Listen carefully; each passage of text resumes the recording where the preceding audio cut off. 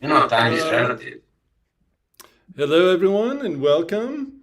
We are, let's see, we here? Going. Maybe, okay. And we're, okay, yes, we are here. Very Time is good. relative. Welcome, everyone. Hello, everyone, and welcome. We are, can you hear me all right? Yeah, okay.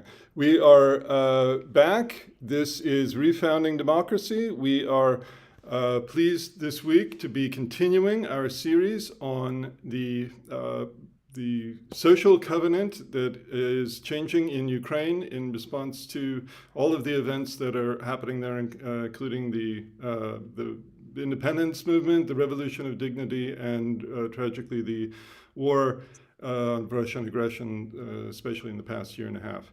Today, we are very pleased to be talking about how these events have changed the culture of Ukraine, and especially the response of Ukrainians to language and literature. We're very pleased to be joined by together with, I should introduce myself. I'm Athena Small, as usual. We're also coming this week live from KYIV, Ukraine, and today from the building at the Kyiv School of Economics, where I've been teaching this past week and will be for 2 more weeks.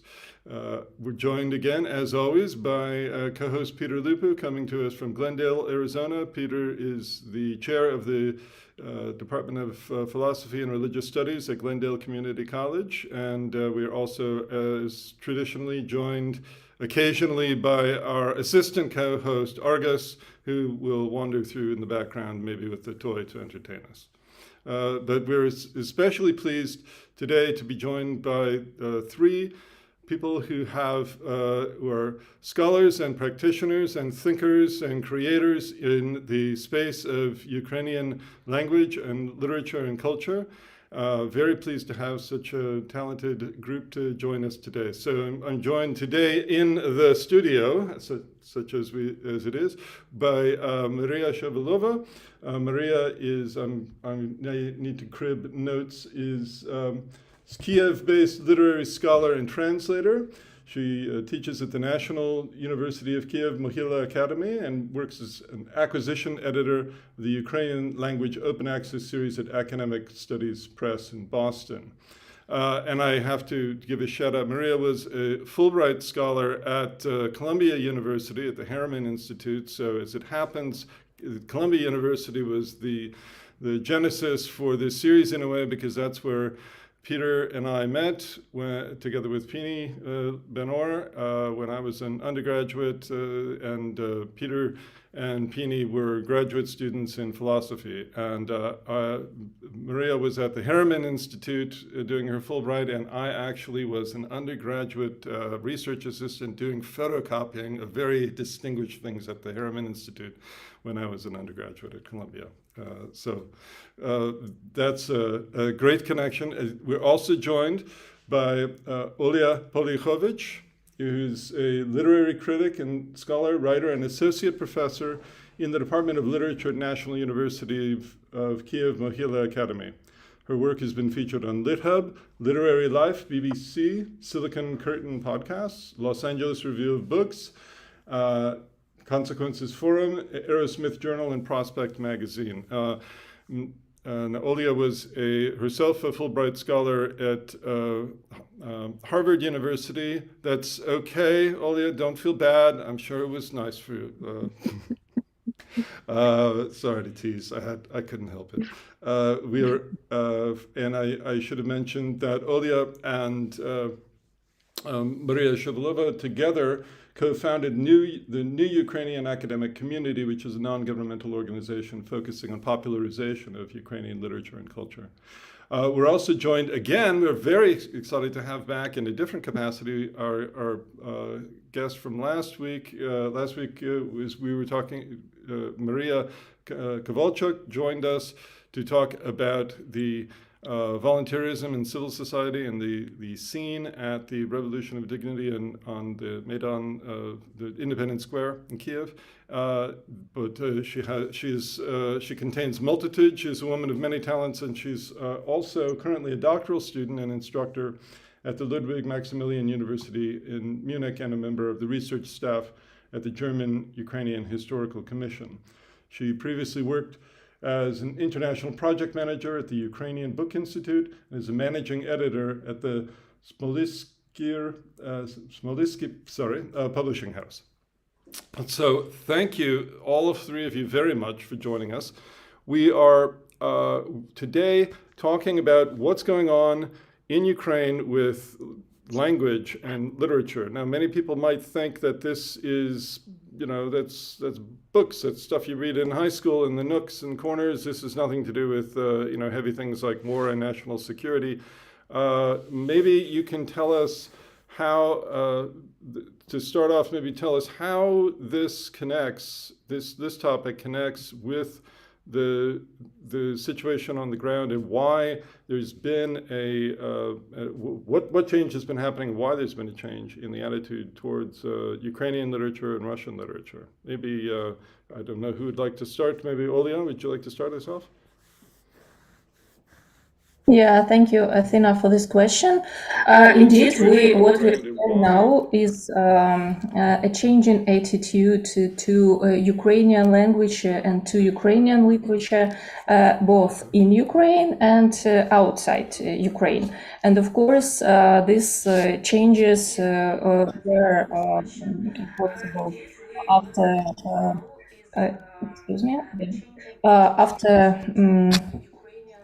February 24th,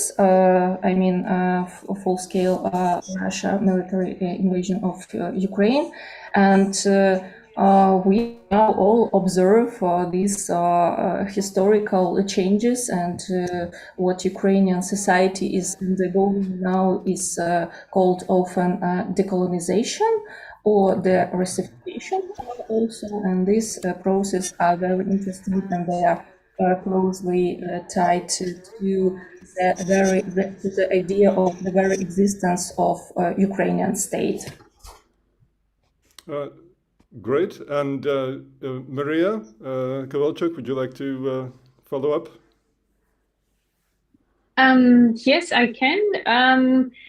Basically, continuing the point of existence, I think from the historical perspective, we are finding ourselves not in the unique circumstances, because historically, unfortunately, all the nation-building movements in Ukraine since at least the 19th century, if not earlier, were all seen as very dangerous from the point of view of Moscow and later from St. Petersburg. And basically this historical aspect helps us to understand what is the continuity of fighting and making Ukrainian language and Ukrainian literature and culture not exist. So basically, if we see it in historical perspective, it makes sense why today we still hear the threats to the existence of Ukrainian language. And basically, if I can quote Volodymyr Vinnichenko, a political activist and writer and a statesman of the beginning of the 20th century, he said that basically being a Ukrainian, it is constantly trying to defend your right to exist. As we see, unfortunately, in 100 years, he said that in the 1920s, during the Ukrainian Revolution, basically in 100 years, we still are fighting for our existence, and the language and culture is one of the most obvious form of our existence.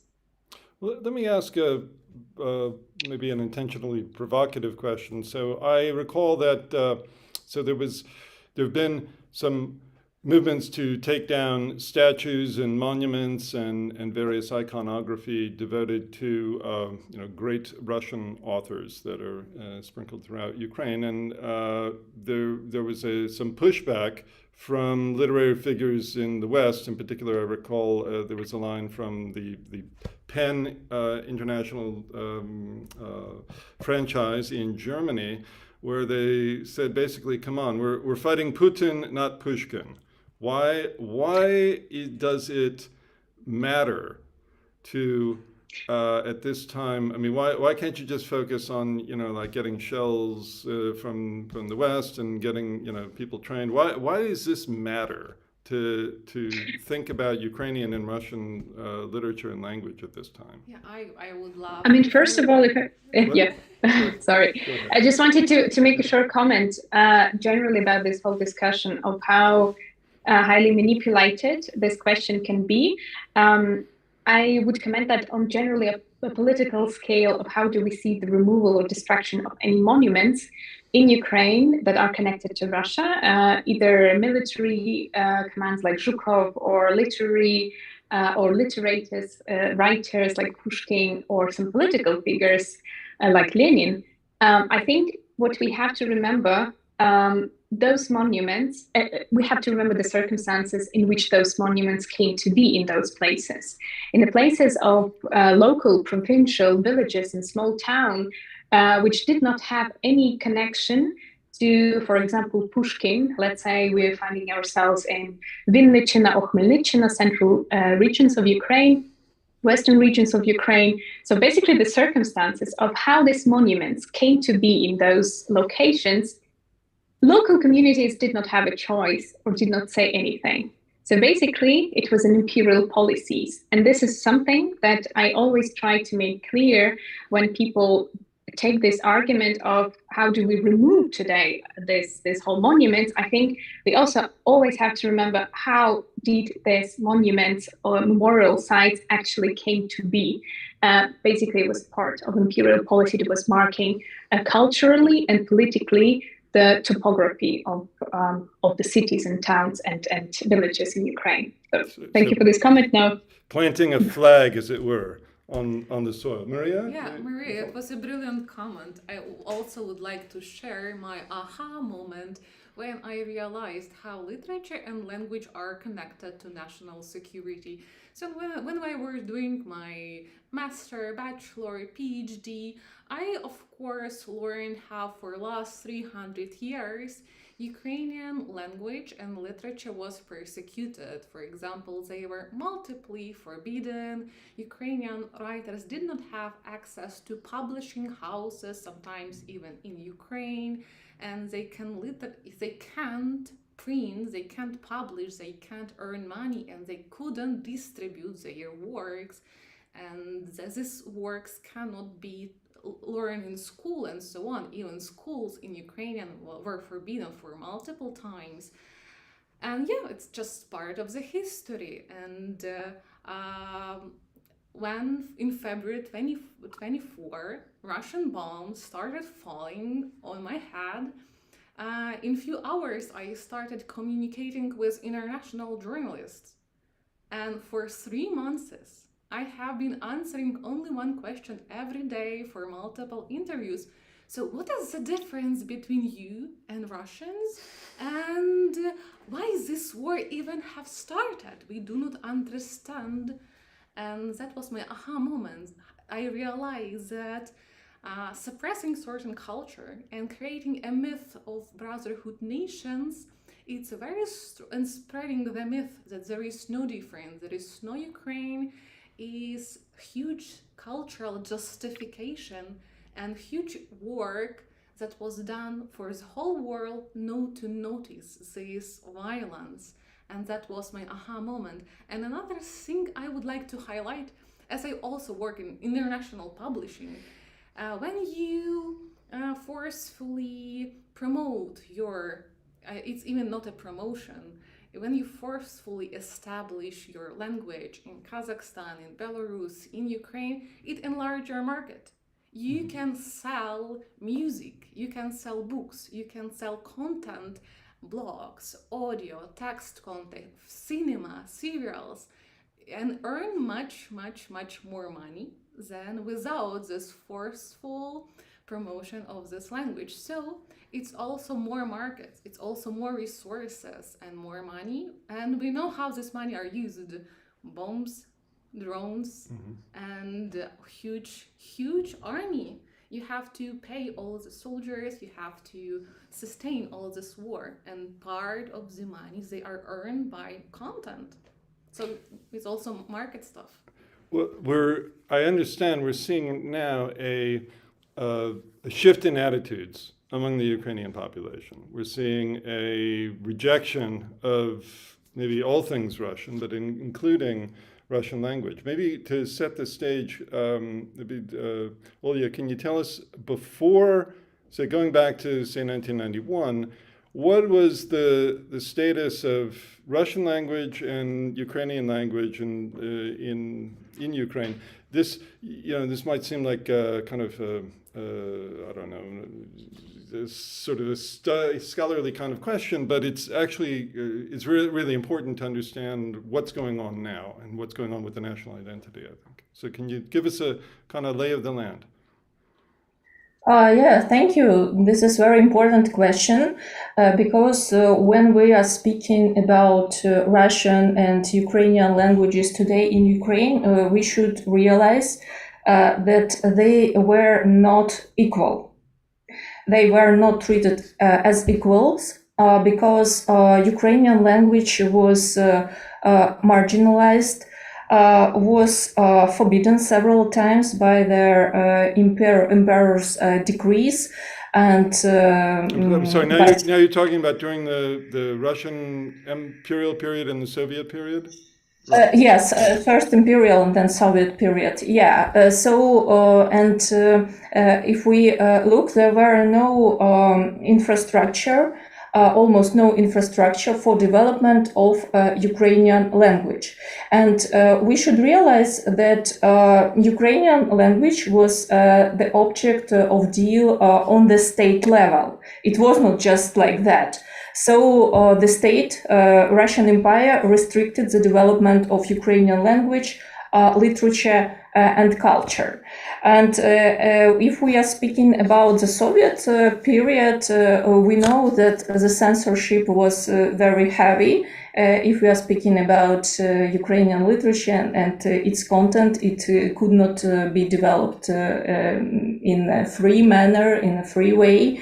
And the second thing to mention here is Stalin's purges of Ukrainian upper rank intelligentsia, artists, writers of 1937. And then, if we are going further, I would like to mention here also Ukrainian dissidents who were opposed to the state and who found themselves shortly in gulags.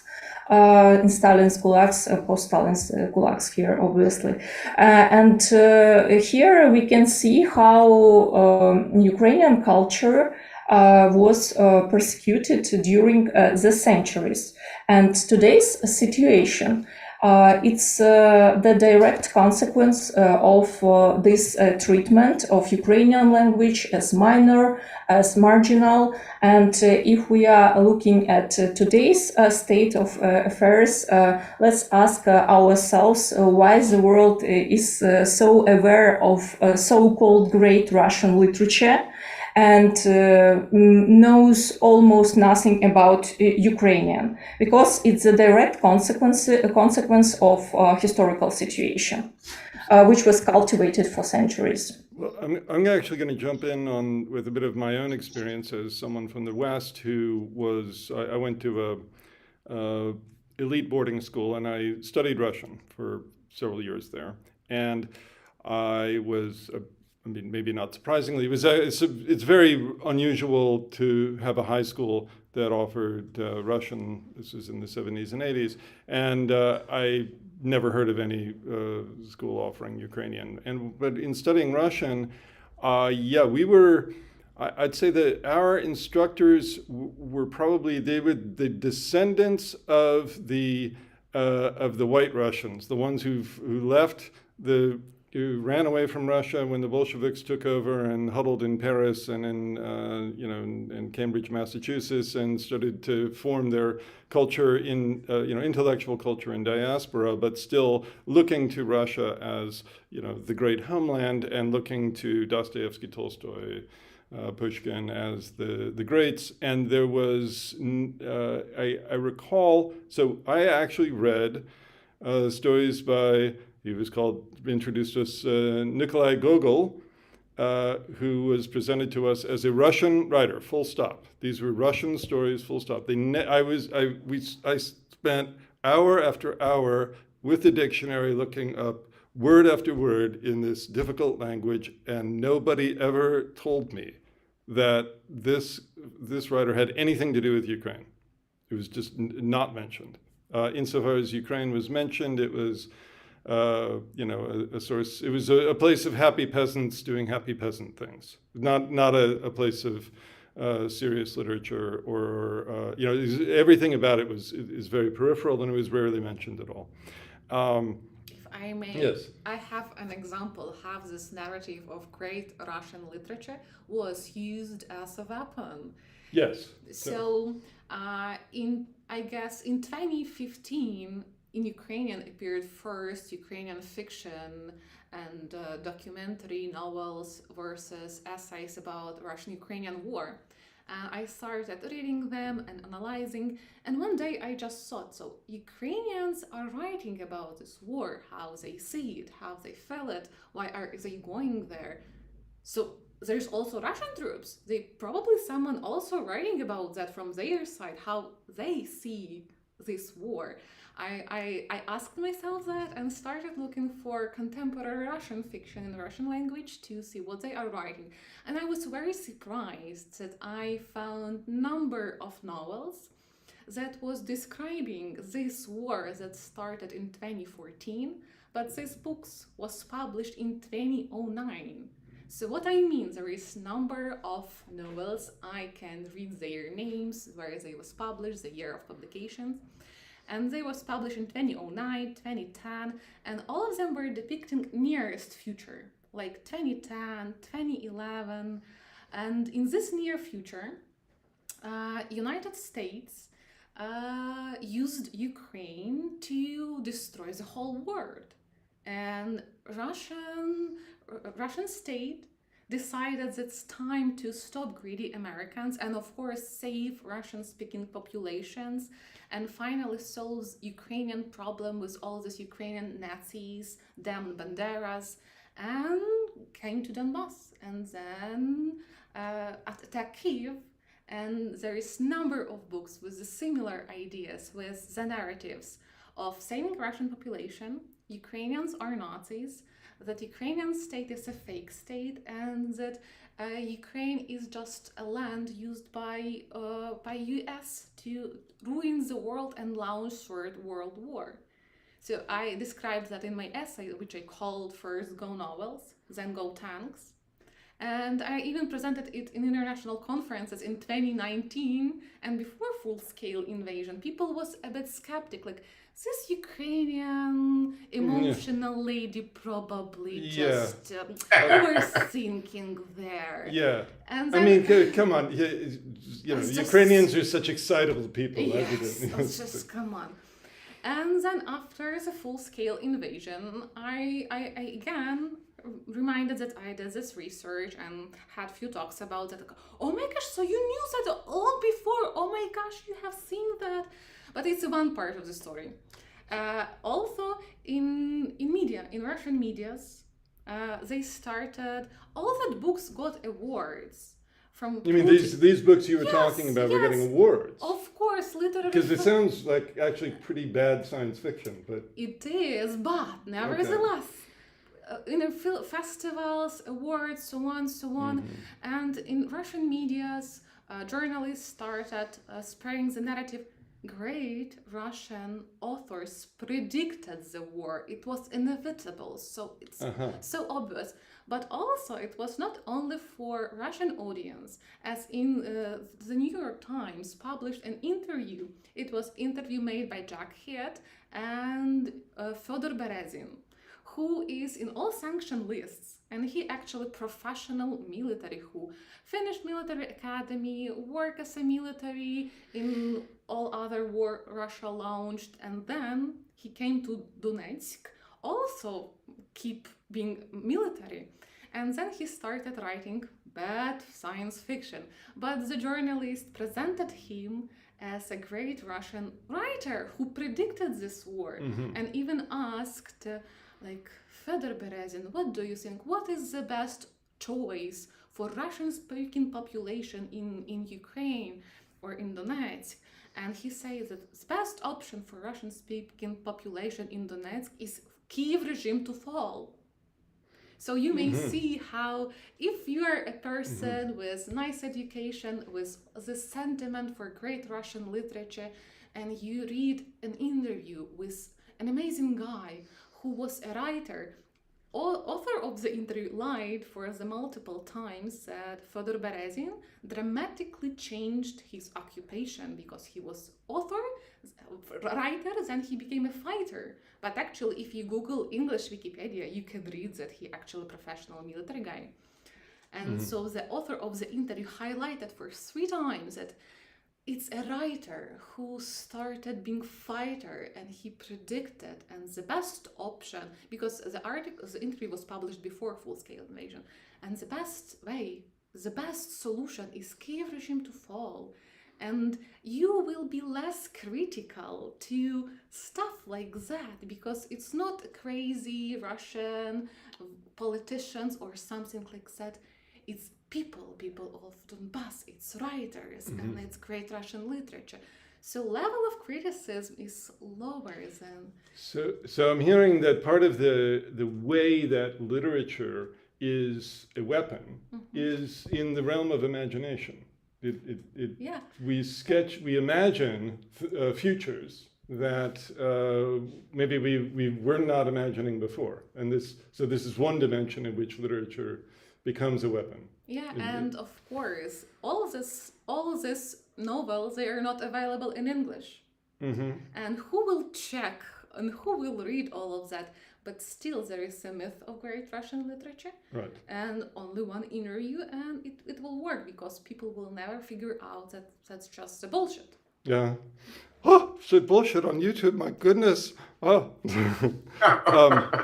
So Peter, you've been rather quiet, but I'm going to give some biographical background. Peter grew up in Romania, in the Hungarian-speaking minority there, in the Jewish Hungarian-speaking minority. So you have yourself some experience with being in a linguistic minority population, although this time it's a young child. So do you have some perspective to offer about language and literature as a weapon of power?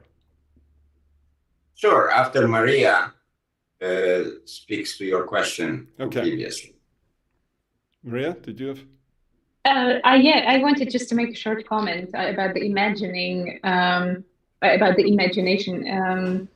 and the way it can be dangerous, especially in our circumstances.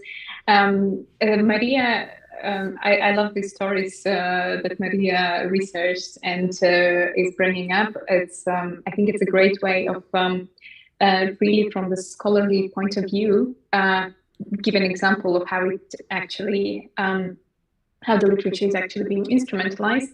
And I just wanted to make a short comment on language, and basically how the space where there are Russian-speaking people, it is written in the Constitution of Russian Federation that basically a Russian-speaking people, no matter where they are territorially, they are considered to be a part of a Russian, like as part of a compatriot community.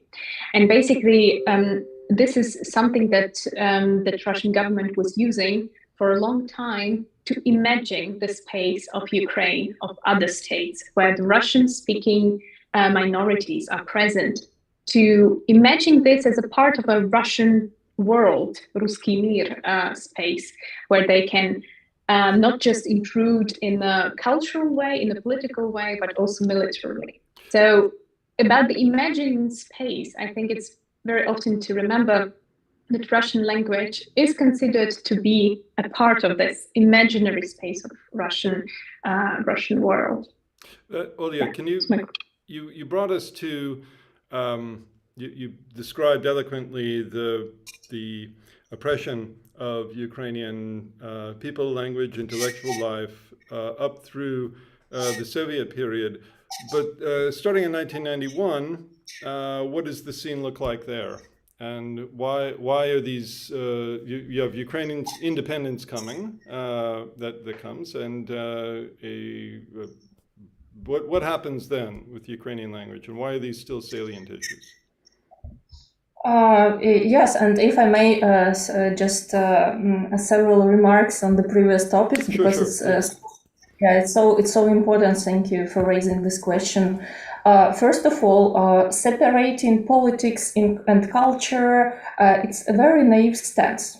Because if you remember, in 2014, Putin's troops invaded Donbas area, saying that they are going to protect Russian-speaking population in that area. And this is example where politics and culture are mixed together. Yes, so using this language issue as a justification for a military invasion in other country. And the second example, it occurred during the full-scale Russia-Ukraine war. It was on the news that in temporarily occupied territories by Russia, the Russians are throwing away all Ukrainian books published after 1991. So, if culture does not matter, if culture and politics are separate things, why Russians are so caring about their culture, why they are intruding to the cultural affairs of other country? So it's it's very comfortable stance to separate Putin and Pushkin, but in real life it does not work so, and the history of the full-scale invasion shows this very clearly. So if I could, it sounds like you're saying that the invasion is not just to take territory, it's not just to take natural resources, it's not just to establish a military sphere, but it is in fact an intellectual invasion. It's to occupy intellectual and cultural space. It's part of what is being seized. Yeah, and part of some people from my family, they're under occupation right now. Oh, I'm so sorry. Yeah, I hope we will be able to save the territories and people, and their kids are going to Ukrainian school online, and that was thing that they were happy about. But recently, Russian troops and Russian educators started threatening parents that in case parents won't allow kids to go to new-found Russian school with this Russian program, Russian books, and Russian propaganda in these books, the kids will be kidnapped and deported to Russia, and they will be separated with their parents. Wow. So we should be really aware how Russian troops are right now on occupied territories are working with people. They are not giving them a choice. Right. And it's a huge violence and pressure, and the aim to eliminate any idea of any Ukrainian stuff, language, literature, culture. Let's just note that the mass kidnapping and deportation of children does constitute an act of genocide under the definition. And the reason to put kids in a Russian school is a threat to or Russian school here, or you won't never see them. So how's that used in culture, in education? This war crime is used in culture and education policies. Right. So it doesn't sound like we have this clean separation of culture from military affairs that you're describing. Olga, I interrupted you a bit ago. Could you please continue with what you were saying? Thank you, Maria, for this important information. Yes, and as you, Athena, mentioned Nikolai Gogol, who is in fact Mykola Gogol, This is his Ukrainian name, and the name which he spelled in his passport while traveling abroad. And what also Russian culture did, they made cultural appropriation, saying that Nikolai Gogol is a Russian writer, and it's very clearly spoken in Vladimir Nabokov's lectures on Russian literature, where he represents Gogol as a Russian writer. But it's very also interesting, the remark we should treat very critically. Nabokov writes, if you want to know something about Russia, don't trust to Gogol. And yes, knowing that Gogol was very critical towards the empire, showing its evil, bankruptcy, all negative sides, he's writing like this. And of course, there was hardly a notion that he was born in Ukraine, and so on and so forth. So, but if we are speaking about this figure, we should understand his choice in terms of historical situation of Russian Empire, because Ukrainian writer in 19th century had two choices, in fact. Gogol's choice and Shevchenko's choice. Shevchenko's choice... So for those, you remind us who is Shevchenko? Yes, Taras Shevchenko is the most notable Ukrainian poet, Ukrainian writer and painter, who was educated, by the way, in St. Petersburg Academy of Arts, and he wrote his poetry exclusively in Ukrainian language, showing Ukrainian history, Ukrainian people, and so on and so forth. But he did not have such recognition as Gogol, because what empire could give to the writer? Readership, criticism on works, and also audience, which is very important.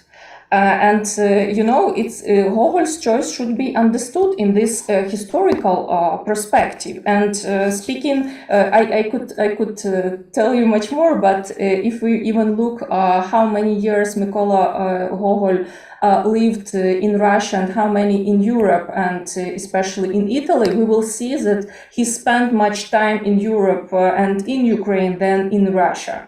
But yes, he wrote his works in Russian, but this Russian language was very specific, because he thought in Ukrainian and wrote in Russian, and his structures are very specific for Russian reader as well, that Russians maintained that. So it's a vast topic, and we can continue endlessly about it.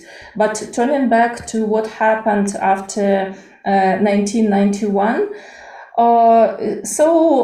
the USSR dissolved in a more or less peaceful manner, as we can say, and the role of Ukrainian Republic, which was the biggest in the USSR, was crucial there. Here, that's the biggest after Russia, of course. Yes, biggest after Russia, of course. If we are talking about what happened next, the crimes of the communist era against Ukrainians, such as Holodomor, where millions of Ukrainian peasants were starved to death. So this is artificially organized by the Stalin and the Communist Party, and execution of Ukrainian intelligentsia, Chernobyl, people who were treated in a compulsory psychiatric clinics. So I would say that there were no confessions of these war crimes, of these genocidal practices of Russians towards Ukrainians, and it allowed today's Russian Federation, to continue these historical practices because they were not recognized as a criminal and not recognized as those that should be condemned and not to be repeated. But they. Like in South Africa, they had famously the Truth and Reconciliation Commission, their process, where there was to be a process of airing out what had happened and making an authoritative record about it, and as part of a process of reconciliation. You of course, you had in the Germany after World War II, you had the Nuremberg trials, you had the lot of historical documentation about the Holocaust and the like. In the United States, we have not had as successful a documentation, for example, of the what was done to the Native Americans, and a real reckoning of what was done in times of slavery, although some. So clearly having this kind of structured confrontation, structured engagement with and discussion of what happened in history and what it meant and what it means for us now morally as how we continue. This is really important for restructuring and reviving a healthy society. And you're saying this didn't happen. Yes, there were no reconciliation committee for recognition of crimes of the communist era. Right. Did it happen in civil society? Did it happen in academic conferences, in people talking on their own? Yes, partially it happens, of course. But what I mean, this problem was not put on the larger scale. Because of course there were much debate in immigration, because Ukrainian diaspora is one of the largest in the world. Then because of the historical situation, because they could not live in Ukraine as they wanted, probably.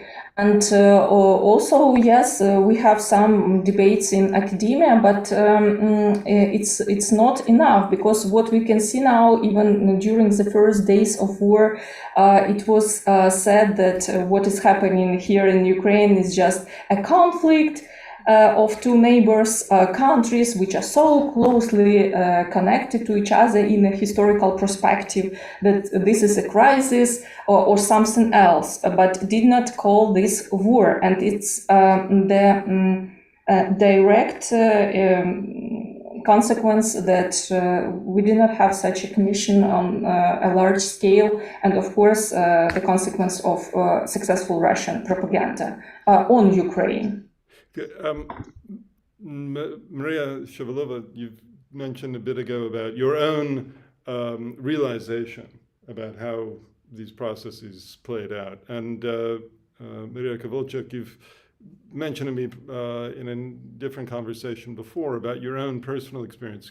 Could I ask you to talk about how your own you might say revelations, or your own evolution in your thinking about your relationship to the Russian versus Ukrainian language, and your attitude towards the literature you were educated on? Right. So my personal history can be said was highly influenced by Russian, as I grew up in Kyiv. In the city that at the end of the 90s, beginning of the 2000s, was to a very big extent a Russian-speaking city.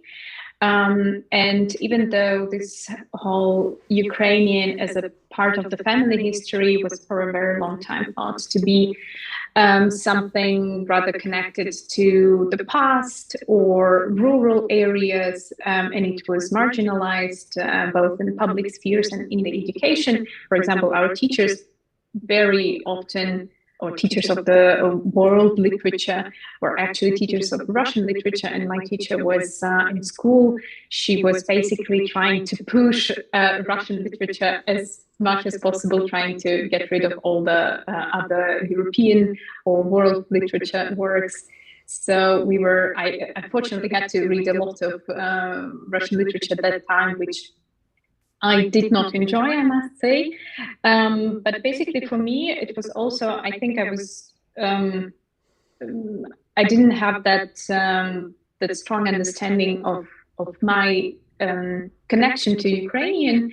And basically when I started studying at the university, it all came all together with the language and the connection to the history, which was not told to us, or which was censored, or which was basically not allowed to be discovered.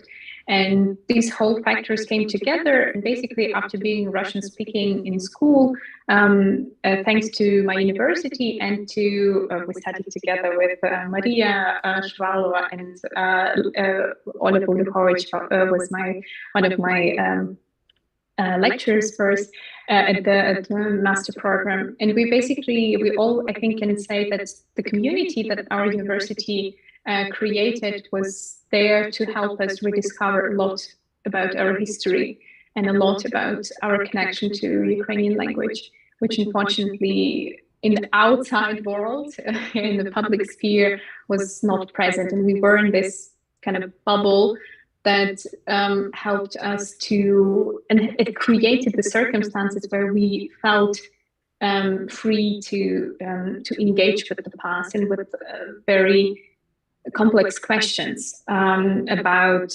exactly who were our ancestors, how they were repressed, or what kind of choices they made to survive. So I think these were all the questions we started asking in only in 2000s, 2010s, and I think we all have our own path to Ukrainian. For me, it was unfortunately a path that included lots of Russian and lots of Russian literature, which I hope, and I'm aware that today in the schools there are reforms that actually improve the balance in the teaching literature and teaching non-Ukrainian literature. And basically now there are, I think the curricula is more balanced and there are more world literature texts that are present there. So you grew up in a primarily Russian-speaking household, did you say? I mean, it was bilingual. It was bilingual, and it was more Ukrainian, I think, than Russian. And people also spoke lots of Surjik, this linguistic phenomena that basically has Ukrainian structure of the language, but uses lots of Russian words. And because of such influence of the public sphere, I think, Surjik was something very, very present in my growing up situation. So like, as a kid, you were speaking mix in the household with your family, and sounds like in your social life and in your educational life at school, it was primarily Russian. Because as I said, like in my classmates, it was considered to be cool to speak Russian. Our teachers, except of a few actually, were very often speaking Russian, or they would switch, during the class into Ukrainian, and during the breaks they would speak Russian to us, which also created this little bit schizophrenic understanding of how language functions. And I think it's all can be seen in the process of painful but needed de-imperialization or decolonization that we were going through. Tell us about just right now. Do you speak? I mean, the mixes change. You speak more Ukrainian, less Russian, no Russian. I speak just Ukrainian. Exclusively Ukrainian. No Russian. So what? Even though I studied. Yeah, and how is that? I mean, how did that feel when you made this choice, this kind of realization about your the education that you were provided, and you made a choice to essentially to eject Russian from your life? This must have been. I would imagine this is emotionally powerful. Yes, it is, and here I would.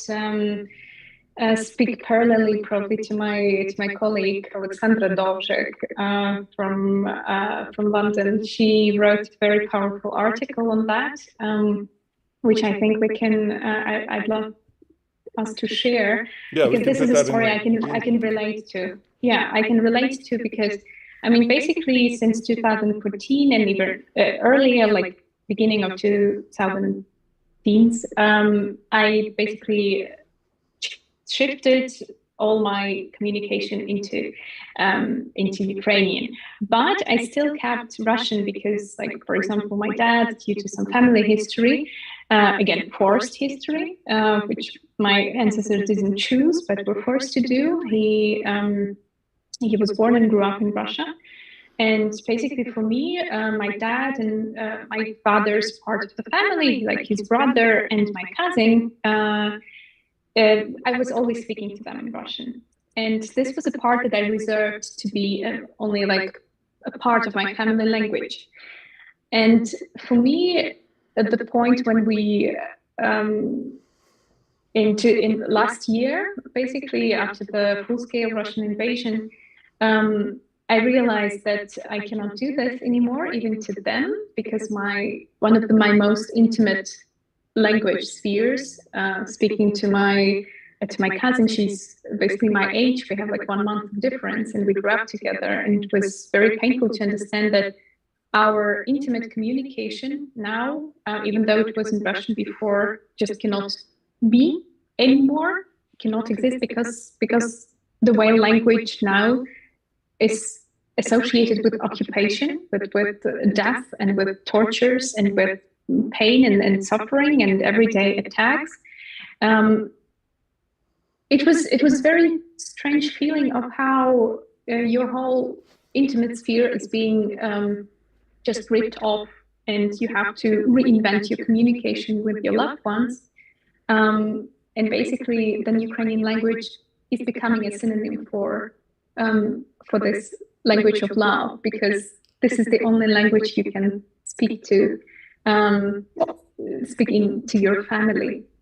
So I think describes very powerfully, thank you, about why you cannot separate language from politics, because there's nothing more politically salient than love, and love with your, exchange of love with your family, if that's. Yeah, exactly.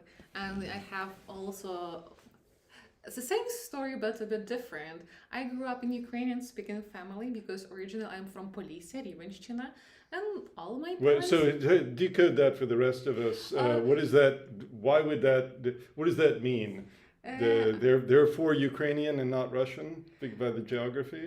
Yeah, and tell us. Maybe we didn't really get very briefly the geography. Rivnenщina is in the middle between the Lviv and Kyiv, so okay, it's so just in the middle between Lviv and Kyiv. Okay, it's so in the middle west. Yeah, and all my families, they're just farmers, and they just preserve that just very authentic Ukrainian culture, and I was lucky just to live in it. And then we moved to Kyiv, and I go to school and heard something strange. I came back and, Mom, there is very awkward Ukrainian in school, kids talking. Mom, that's Russian. Like, what this language is doing there? What's it? I did not understand Russian language first, and I was stigmatized. So you were stigmatized in school. You were because of Ukrainian language. Because you were like a country cousin, not a real sophisticated. Completely not cool kid. Not cool kid. And I was not able to get friends like for 2 years, and all kids like, come on, let's speak Russian during the break. Because Russian is the cool, sophisticated, worldly language, and Ukrainian is. And I'm not. And you're not. And it was so shocking for me. Like, why am I was felt so ashamed, not cool, and marginalized. Like, and it was very traumatic for you as a kid. And I was very ashamed of my parents that they are speaking Ukrainian, and they're also like, who are they? And when I got to our university and discovered that, that's not me who is absolutely not cool, it's just imperialism, and I started speaking Ukrainian again, and my classmates like, why did you do that? Are you a nationalist? Like, I was just started to thinking I should not be ashamed because I speak my own language. I shouldn't be ashamed. And I was stigmatized again that I'm a nationalist. Like, come on. So obviously it's a very nice example how silly to separate language, politics, and security. It wasn't me who stigmatized Ukrainian language, but just I was not able to be myself because I was constantly ashamed for that. But after 2014 revolution of dignity, perception changed. So when I was a kid, I was not cool because I was speaking Ukrainian, and then people started percepting me as, oh, she's intellectual. Her Ukrainian is very good. She's intellectual. So the perception is changed, but nevertheless, it's an example how strongly it's connected. And for me, understanding that it's okay to speak your own language, not being perceived as not a cool kid, and not being perceived as a nationalist, it's very important and relieving moment. It's like feeling authentic. It's getting back my authenticity. It's just who I am, and it felt very nice not to be ashamed of that. Wow. I can, this may be a stretch, but it reminds me of people describing coming out as gay, like coming out as their true self, in a way. Yeah. I feel how ashamed I was. Like yesterday, I was speaking with my teacher in Russian, and today in Ukrainian, and there's all these reactions like, why? So clearly, the language you choose is a big part of your identity. It's a part of how you. But for me, it was the language I got back. Yes. Yeah. So feeling not ashamed of speaking Ukrainian is like getting back home. Oh, wonderful feeling! Yourself, yeah. Wonderful feeling. And Maria, you two are of course not the only ones. Lots of Ukrainians have been shifting towards Ukrainian language and away from Russian. By the way, I don't know if anybody saw on the chat. I wrote something on the chat. What did you write? Can you tell us, or on the? Are you willing to tell us? Is the question. I don't know, maybe. So language is the DNA of a national identity. Yeah. Just like language is unique to humans, and by that I mean languages like Ukrainian, English, and so forth. The language is the DNA of a national identity, which is why anytime that there's an attempt to annul a national identity, language is the first to be attacked. Second is usually religion, then comes education, and then comes art. So you asked me previously about my background. So I was born in Transylvania, which used to be Hungarian. So my mother tongue was Hungarian, but it then became Romanian. My mother tongue was Hungarian, but when I had to go to school, I had to learn Romanian because there were only Romanian schools. And so language, education, if the religion is an issue, religion comes immediately, and art. And it makes sense, right? Because, in philosophy, there is a whole subject matter regarding the question of the relationship between language and thought. Some people claim that thought just is language. Others claim that while maybe thought is not just language, language influences thought in extremely important ways. So it makes sense, whoever is right in this philosophical debate, that you want to conquer the language first, so that then people begin thinking in that language. They begin communicating in that language. They begin being educated in that language. They begin doing art in that language.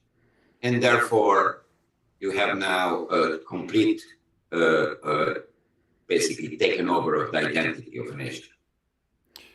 Well, is it, go on, Peter? Yeah, go ahead. Yeah. Well, is it possible, I'm going to ask the others are, I mean, has Ukraine passed let's say a point of no return on language? That is, can you be fully Ukrainian today, fully a supporter of Ukraine, embracing Ukrainian nationhood, maybe fighting in whatever way you can for Ukrainian independence and sovereignty, and live your life in Russian language and feel fine about that? Is that still possible, or is this becoming untenable? What do you think?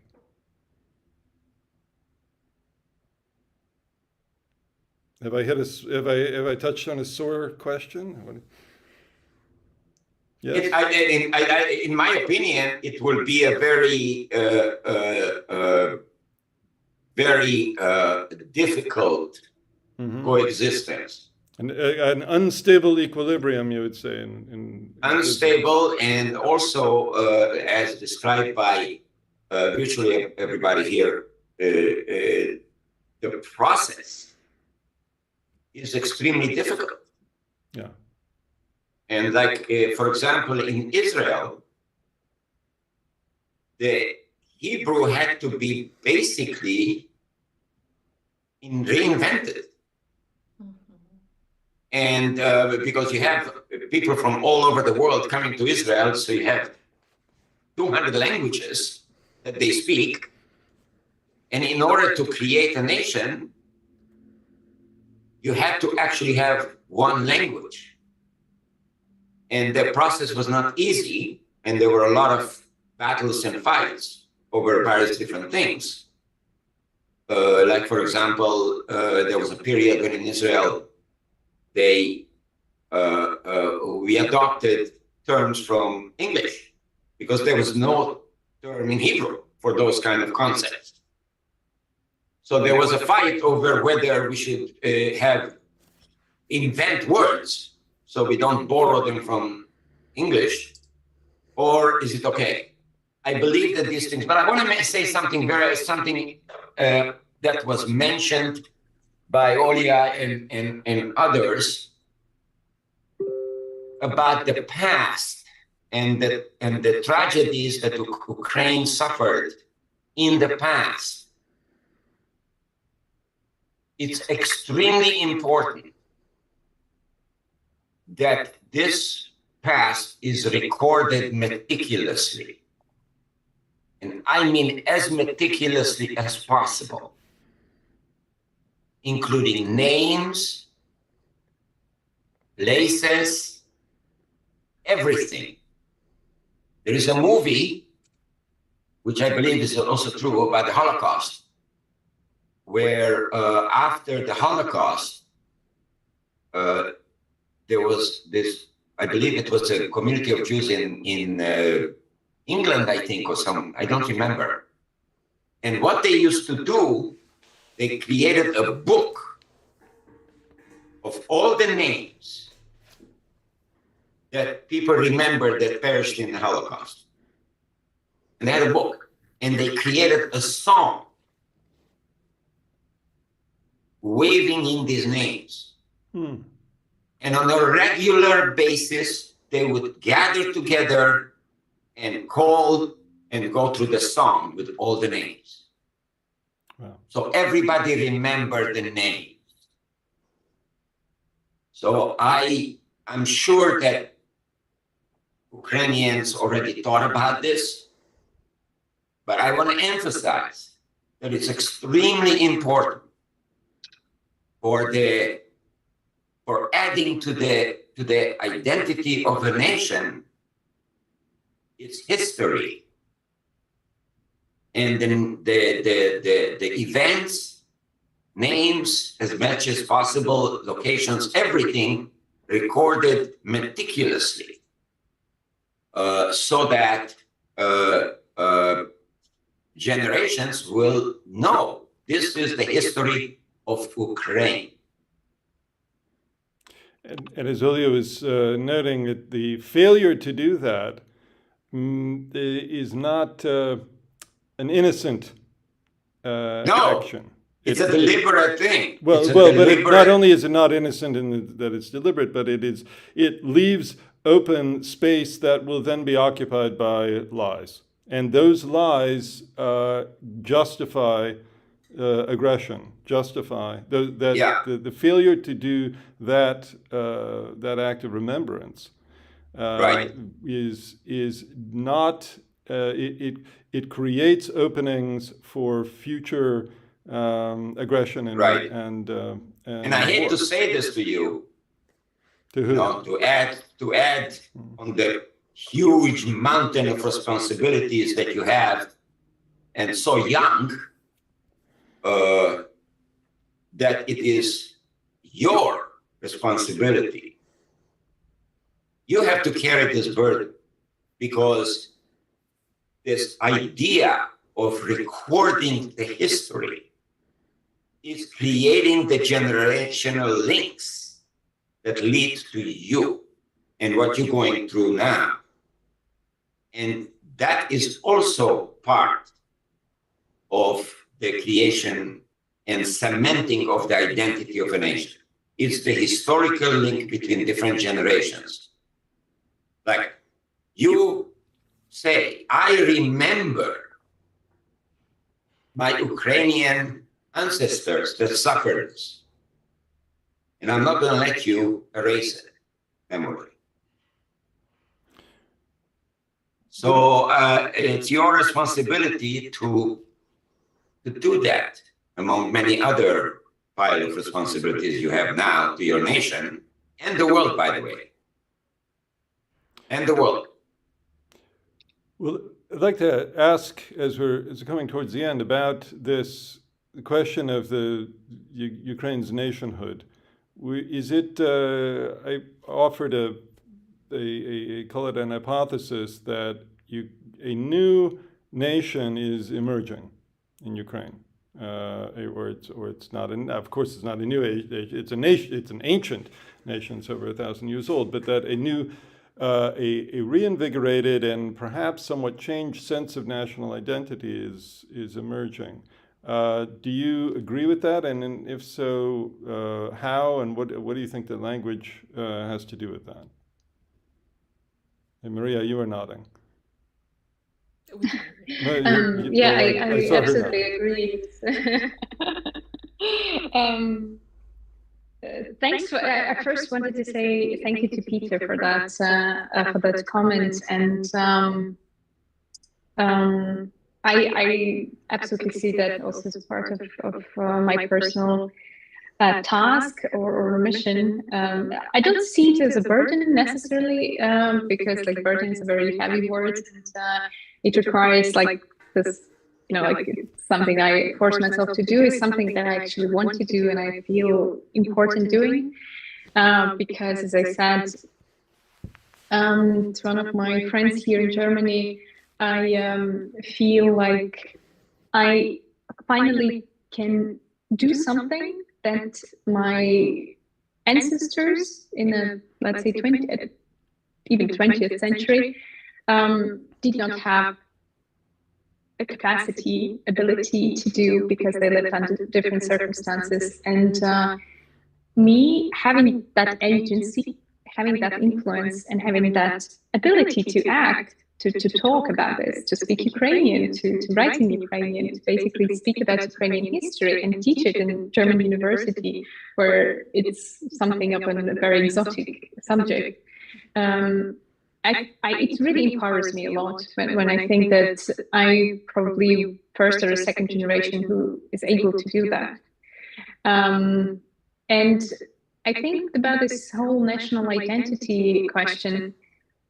I think I would say maybe something that partly goes in a different direction of what we were talking about before, about language being central and very important for the national identity. I think since 2014, and even more since the last year, I think we all realize that national identity is something much more than national, ethnic, or linguistic affiliation. It is a great part of it, but I think a national identity of Ukraine, especially recently, became a very inclusive idea where people of different nationalities, of different languages can relate to. Because an idea of being Ukraine is idea of a freedom, of a right to defend your existence, to defend your human rights, some basic rights that we all have.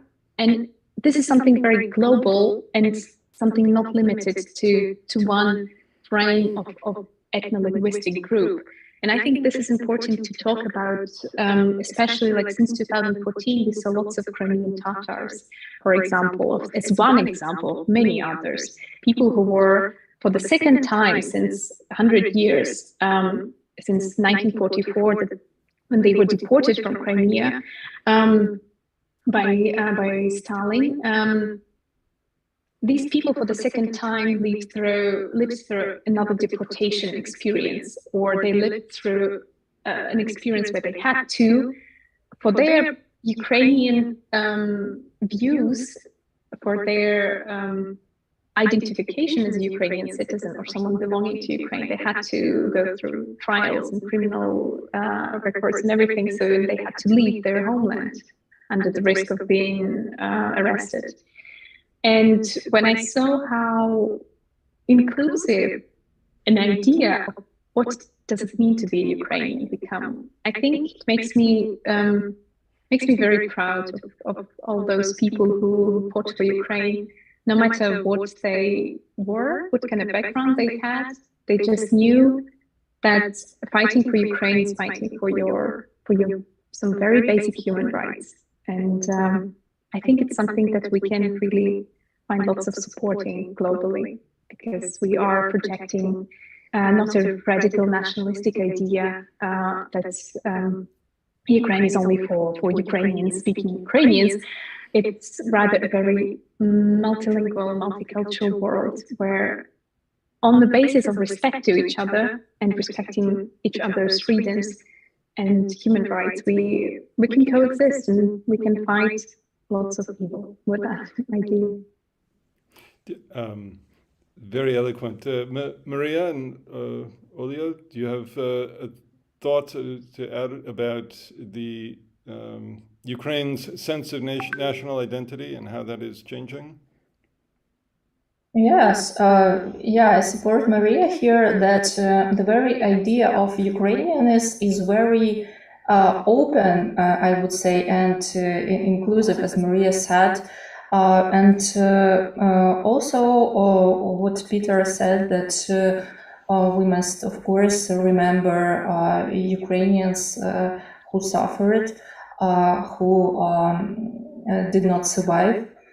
And we are the spokeswomen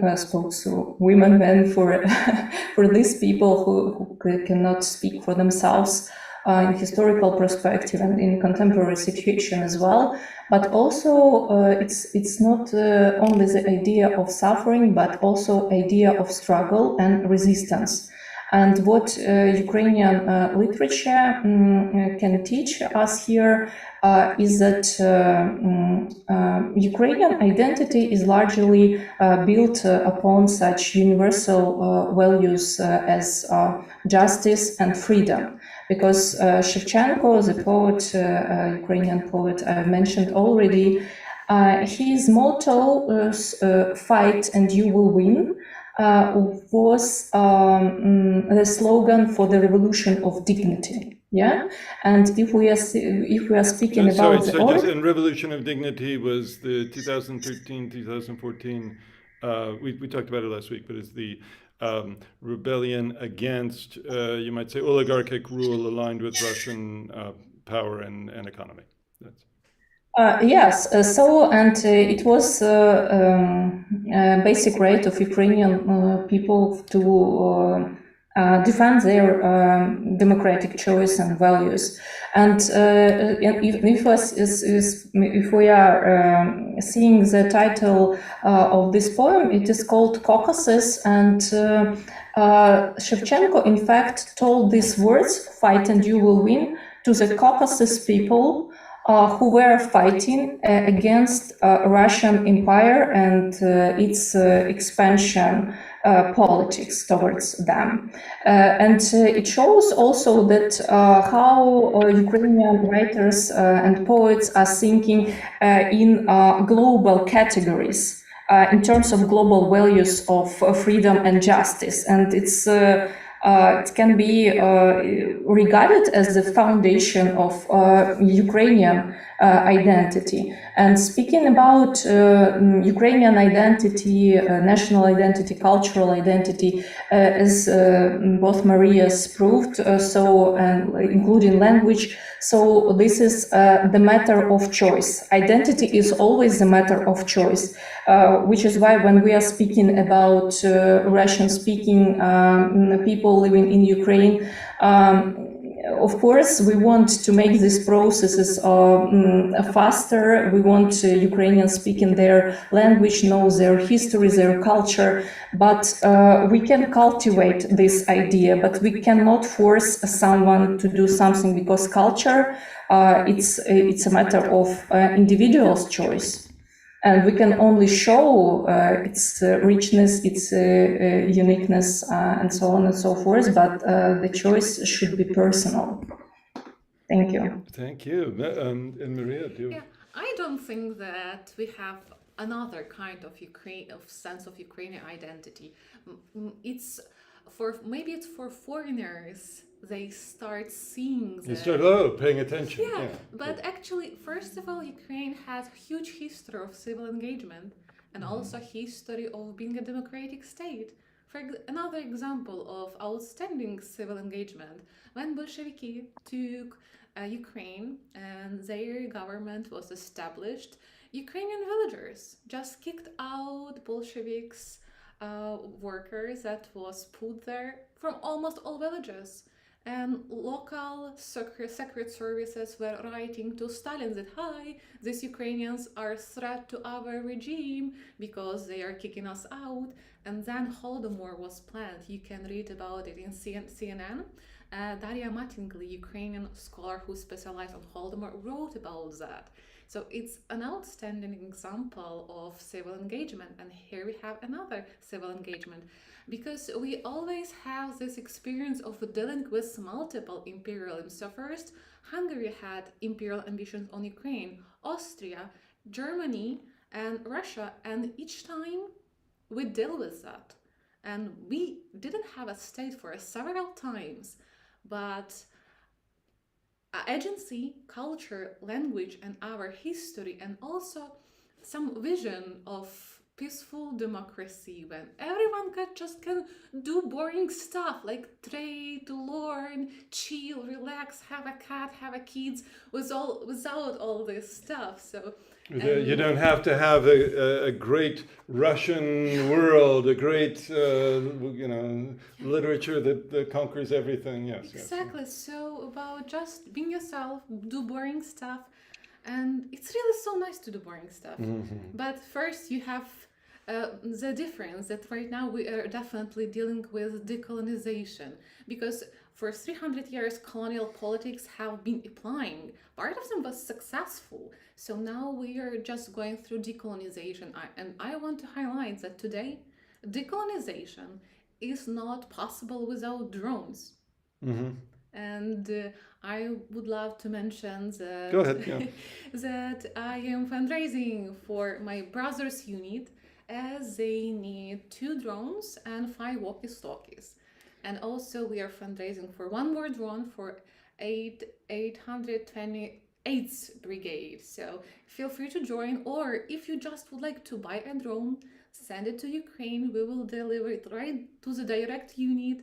We'll make a report. So just know that you always can contribute to decolonization or to drone purchase and save someone's life. we will put that that link in the description of the video. I didn't put that in beforehand. I'll put that in shortly after. So for those who say, oh, you know, I don't want to have anything to do with war, I just want to give humanitarian aid, I'm going to just come right out and say what I think about this. Is the most efficient, effective, critical humanitarian aid that you can provide is to kick the Russians out as quickly as possible. And that's how you stop the destruction. Absolutely, Yeah. no question about it. Yes. That's the first goal. Yeah. But at the same time, you know, there is a balance. You need to broadcast to the world your cultural identity in order to have the attention of the world to the fact that Russia tries to annul it. That's the goal of this war. The goal for Russia, this war, is to annul Ukrainian identity. I'm going to actually go farther. I'm going to go farther. It's not. Sorry, continue, but I'm going to go farther. Go ahead. So drones and military equipment is a necessary condition, but so is the cultural war. Presenting to the world the identity of Ukraine and the goal of Russia to annul it. And that is also a weapon. So I said I was going to go farther. It's maybe it's just in parallel. I see and I'm going to relate this to why I'm here, why I'm at the KYIV School of Economics right now, why I'm in Ukraine right now, because yes, this is a war of Russia against Ukraine, but it is a even larger theme is a war of authoritarianism on democracy and on human autonomy and human dignity. It is saying, and this is why I continue to insist that the war here in Russia against Ukraine is actually the same war that we are fighting in the United States. It is not similar, it is not related, it is the same war, another front in the same war, and with actually many of the same characters and many of the same weapons. It is and the question on the table is, will you spoke of choice, you spoke of implicitly human autonomy, human ability to make their own choice, to do the boring things that they choose. Or will you have a rule of autocrats, where other people do what they're told at risk of violence and death? That's what's at stake, and that's what's at stake in Ukraine today.